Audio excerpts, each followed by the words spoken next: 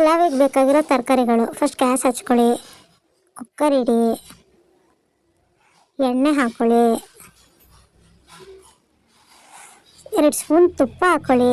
ಕೆಲವರು ಪಲಾವ್ ಎಂಡಲ್ಲಿ ಹಾಕ್ತಾರೆ, ಒಗ್ಗರಣೆಗೆ ಹಾಕ್ಕೊಳ್ಳಿ, ತುಂಬ ಚೆನ್ನಾಗಿರುತ್ತೆ.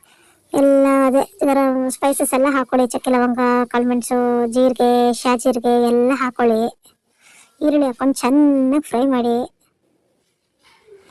ಹಸಿಮೆಣ್ಸಿನ್ಕಾಯಿ ಹಾಕಿ ಚೆನ್ನಾಗಿ ಫ್ರೈ ಮಾಡಿ. ನೆನೆಸ್ಕೊಂಡಿರೋ ಬಟಾಣಿ ಹಾಕಿ ಚೆನ್ನಾಗಿ ಫ್ರೈ ಮಾಡಿ. ಹೆಚ್ಚಿಟ್ಟಿರೋ ತರಕಾರಿಲಿ ಬೀಟ್ರೋಟ್ ಹಾಕ್ತೀಯಾರ ಅಂತ ಮಾತ್ರ ಶಾಕ್ ಆಗಿಬಿಡ್ರಿ. ಅದರಷ್ಟು ಟೇಸ್ಟ್ ಕೊಡುವಂಥ ತರಕಾರಿ ಇನ್ನೊಂದಿಲ್ಲ.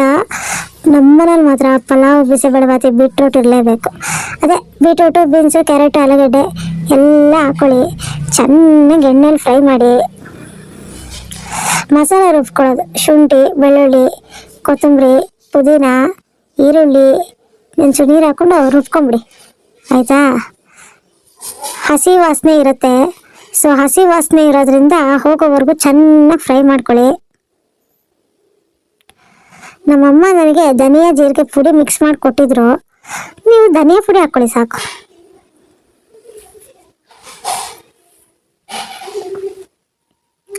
ಅರಿಶಿನ ಪುಡಿ, ಒಳ್ಳೆ ಕಲರ್ ಬರುತ್ತೆ ಮಾತ್ರ ಇದರಿಂದ. ಚೆನ್ನಾಗಿ ಮಿಕ್ಸ್ ಮಾಡ್ಕೊಳ್ಳಿ. ಇದು ಪಲಾವ್ ಪೌಡರೇ, ಬಟ್ ಯಾವುದು ಅಂತ ಹೇಳಿಲ್ಲ, ಅವರೇ ನನಗೆ ಸ್ಪಾನ್ಸರ್ ಮಾಡ್ಯಾರ. ತೊಳೆದು ಇಟ್ಕೊಂಡಿರೋ ಅಕ್ಕಿ ನೀರಿನ ಸಮೇತ ಅಳತೆಗೆ ತಕ್ಕಂಗೆ ಹಾಕ್ಕೊಂಡಿದ್ದೀನಿ, ನೀವು ಹಾಕ್ಕೊಳ್ಳಿ. ರುಚಿಗೆ ತಕ್ಕಷ್ಟು ಉಪ್ಪು ಹಾಕಿ ನಿಮ್ಮ ಸ್ವಾದಾನುಸಾರವಾಗಿ ಚೆನ್ನಾಗಿ ಕುದಿಯೋಕ್ಕೆ ಶುರು ಆಗುತ್ತೆ. ಕುದ್ದ ಮೇಲೆ ರುಚಿ ನೋಡಿಕೊಂಡು